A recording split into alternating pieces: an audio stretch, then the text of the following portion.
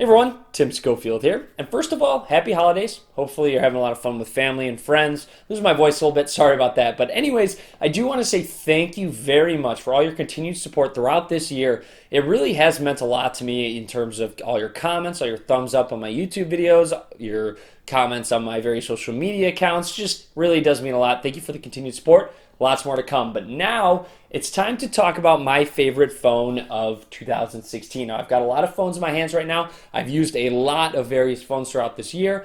So let's go ahead and get into it. Just talk about my favorite phones from 2016. Now, I do want to make a note that these are my personal favorite phones from 2016. Now, your needs might be a little bit different, so you might have different favorite phones. Drop a comment, let me know if you think I left a device out or what your favorite devices are as well. And the first device I want to talk about is the OnePlus 3 and OnePlus 3T. Now, the only way to differentiate between the two is by this color, or obviously checking into the software. This gunmetal color is specific to the OnePlus 3T. Now, I do want to talk about this device because of the pricing and what you get for the price. And that's one of the reasons that it is one of my favorite phones of 2016. As for pricing, the OnePlus 3T starts at $440, whereas the OnePlus 3 was $400. Now, you might be able to get a little bit cheaper since the OnePlus 3 has been out for a little while, and people might be trying to upgrade to the 3T. Now, for $440, you get a top-of-the-line device in terms of specs. You have 6 gigs of RAM. You have a Snapdragon 821 processor. It's a very snappy device. I've had no issues with lag, stuttering, anything like that. It's very smooth, very similar to stock Android experience as well, which I really like. They have this night mode as well, as you can see. It's very dark, and I just personally like that. Now, one thing that I wish they did have is I wish they had updated it to Android 7.0 Nougat by now. I know there's a beta out, but they have not officially updated it yet. So still kind of waiting on Android 7 to come to the OnePlus 3 and OnePlus 3T. I will keep you guys updated when that does come. But overall, the camera does the job. It's not necessarily the best camera out right now, but it's very quick. It opens quick, takes some solid pictures as well. I've been pleased with it. It definitely performs better than what you pay for the phone, at least what you would expect from a $440 phone.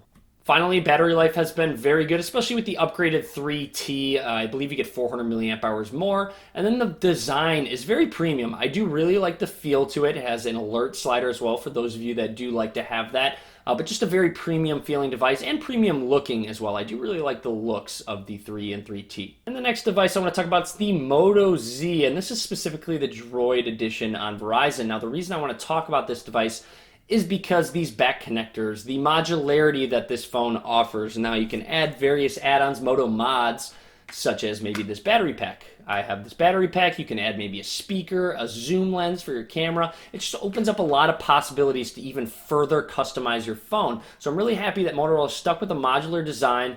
Really kind of a bit of a risk taking, especially because it's so unique. It's just a little bit different. I also want to make a note that Motorola has already pushed out the official Android 7.0 Nougat update to the Moto Z Droid edition on Verizon, so that's also worthwhile. And just overall, it's a solid device as well. And next up is the V20 from LG, and I'm really happy that LG decided to stick with the form factor in terms of a removable back. Also, check out how precise I was putting this slick wrap on. I'm actually pretty proud of myself for this on this back plate. That was a little difficult. Anyways, I'm very happy it has a removable battery along with a micro SD card slot. Seems like a lot of manufacturers are straying away from that for some reason, and it's kind of a bit of a bummer. Now, you also notice a dual camera on the back, and then, of course, what do you know, a dual screen as well. Now, that second display on the top, signature to the LG V20, actually comes in handy a decent amount, at least for these quick toggles they do. The flashlight right up there, you can customize what's up there. You'll see upcoming plans. Notifications, when they pop through, it's really nice that they don't kind of disrupt what you're doing and they just kind of show up at the top. And also music controls. If I'm playing a game, want to change the song, I can quickly do so. So it really does come in handy, even if you want to quickly jump into various apps as well. And the V20 brings a fantastic camera. You will be very happy with this. And of course, it has those dual lenses. So check out how much more you can get into a shot. This is great when you're maybe at a baseball game or have a lot of people in a shot, but check out how much more compared to when you use just one of the lenses that is actually included. Now, one of the main things I love about this is manual video shooting. Now, if you shoot a lot of videos on your phone,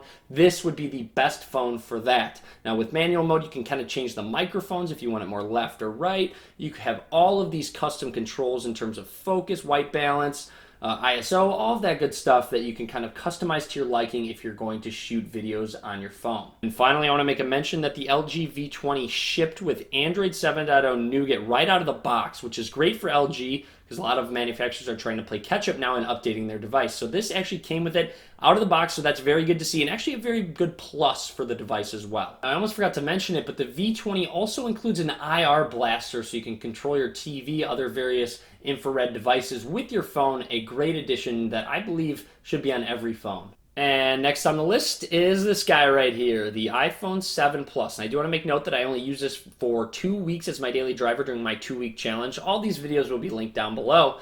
With that being said, I was very pleased by the device. There's things I like about it. There's things I really like about it. There's things I also don't like about it. But with that being said, it is one of my favorite phones out that came out this year. Now, I do mention the iPhone 7 Plus and not the 7 due to battery life being better and also having a dual camera similar to that on the V20.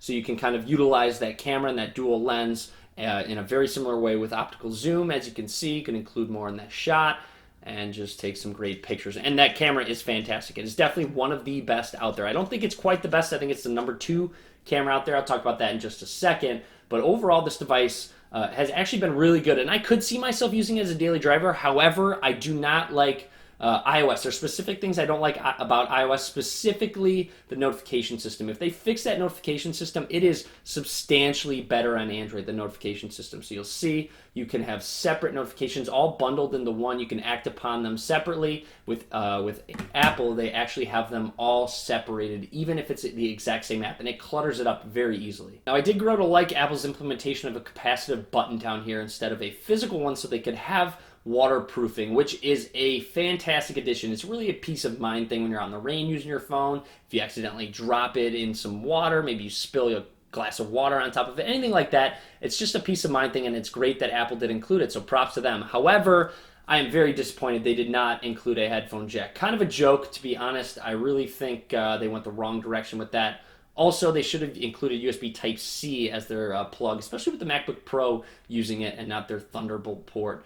But however, like I said, performance has been great, battery life is great as well, and it's a very premium feeling device. Apple does a great job with their hardware. Now in my hand, I have my 2 favorite devices of 2016. Now one of them will be my actual favorite. I'll talk about that in just a second. Now you'll see I have the Galaxy S7 Edge along with the Google Pixel XL, and I want to make note that I chose the Galaxy S7 Edge over the S7 due to the battery life being better. Simply that. It's actually a bit of a difference, so I definitely recommend the S7 Edge over the S7 just because of that battery life.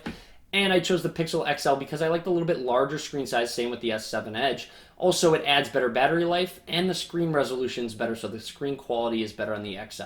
When Google decided to ditch the Nexus line and rebrand it to the Pixel line, I was a little nervous, a little afraid that they would do it incorrectly, but the Google Pixel XL is an absolute powerhouse in terms of speed, performance, software implementation. It is a great device. I've been extremely pleased using it as my daily driver. You'll see that fingerprint scanner is on the back. That is kind of what they decided, and they also have some actions that you can take upon that fingerprint scanner, which is a great implementation. Now, of course, with it being a Google device, you do get updates right away. So as you can see, Android 7.1.1 system update, I think it's a security update for the device. You get them right away straight from Google, which is a huge plus. You don't have to wait around for, let's say, Samsung to push out an update or OnePlus to push out an update. They come straight to your device as soon as the update comes. Now, in terms of the camera on the Pixel, it is actually my favorite smartphone camera out of 2016. Now, the app doesn't necessarily have as many features as you would like. However, the point and shoot quality is my favorite out of any of these devices. Now, I do want to make a note that this is number 1. The iPhone 7 Plus is a close second. The S7 and S7 Edge is a very close third, and the V20 is a close fourth. Now, all 4 of these devices have fantastic cameras. You cannot go wrong. You'll be very pleased. Now, with the Pixel XL, they introduced Assistant. Hey, what's the weather going to be like today? And of course, it's going to allow you to ask it various questions and get a lot more information from the Google Assistant. Now, this is only on Pixel devices, so if a device gets updated to Android 7.0 Nougat, they don't have the Assistant. This is strictly on Pixel devices at the moment. Now, it's a little bit in the infant stage. I believe they need to actually add a little bit more features, but I do like the direction Google Assistant's going, and it's very useful. Pixel XL also has the best battery life out of any Android phone I've used. It's close with the iPhone 7 Plus. I would say those two are about tied, but I've been very pleased with how well they optimize the software with the hardware. And I think that's what Apple has always done well, is they have optimized their hardware and software. Now that Google is actually taking control with the Pixel line, they can do that as well. And also, of course, you saw lots of marketing with the Pixel XL. You saw lots of billboards, commercials as well, and I think that was necessary to get the name brand out. And I actually like the Edge display on the S7. It actually gives it a really good feel and look, just a kind of a premium look to it, especially when you're looking at specific images or text. They just kind of spill off the page when you go ahead and zoom in. And then, of course, when you're watching a video or images, if they go to the left or right, just kind of spills off and makes for a kind of a neat effect. And it's definitely a design change that's different than all these other devices, because really no other device has this curved edges. Kind of a bummer, but the S7 and S7 Edge does not have official Android 7.0 Nougat. I will update you when it does come. It is out in beta right now. I'll link to that review video below, but it's not officially there yet. So kind of a bummer. You'd hope they would have gotten out the official update before the new year, but they did not. So that is kind of a bummer, kind of missing that after using devices that do run it. Now, the camera, as I mentioned, number 2 on my list. It's fantastic. Quality's great. It's quick, snappy. Like I mentioned, all of these flagship devices, the cameras are definitely a huge selling point. Now, I do want to make note that my other S7 Edge got stolen, actually, the one I purchased, and Samsung was nice enough to send me a review unit. So shout out to Samsung for doing that. I like the iPhone 7. The S7 and S7 Edge has waterproofing, so you can kind of dump in water, like I said, the peace of mind. That's a great added feature. Now, also, I want to make note that it does have a headphone jack, unlike the iPhone 7. You'll see I haven't really set anything up yet because I did just get this device, but they have some Apps Edge over on the side, just kind of utilizing that side of that display in terms of tasks, people. I use this fairly often, more than I did on the S6 Edge, to be honest, and it does come in handy. So you have news, sports scores, all that good stuff, just a way to utilize that edge of the display. All right, so now which of these two devices was my favorite of 2016? And I'm going to have to go with the Google Pixel XL, actually. This was my most enjoyable phone that I've used throughout the year. Personally, I'm a big fan of stock Android, and that's a big deal for me, getting those updates regularly, all these new features. I do like Google Assistant. It's coming along really well. And just overall, the camera was great. Battery life was fantastic. I can get through over a day and a half usually with it. And it's just been an overall solid experience. Now, I do wish the chins were a little bit smaller. There are things I don't like about it. It's not like it's a perfect smartphone out right now. And of course, close second, the Galaxy S7 Edge as well. Now, if this device actually was already updated Android 7.0 Nougat, it might have actually overtaken the Google Pixel XL, but Samsung is very slow on these updates, and that's kind of a factor to me personally, and that's what I'm kind of talking about, why it's kind of a little bit subjective which phones are the best out right now. So with that being said, more coverage to come on all of these devices, to be honest, especially when these get updates to Nougat. You'll see those right away. Sorry about those notifications in the background.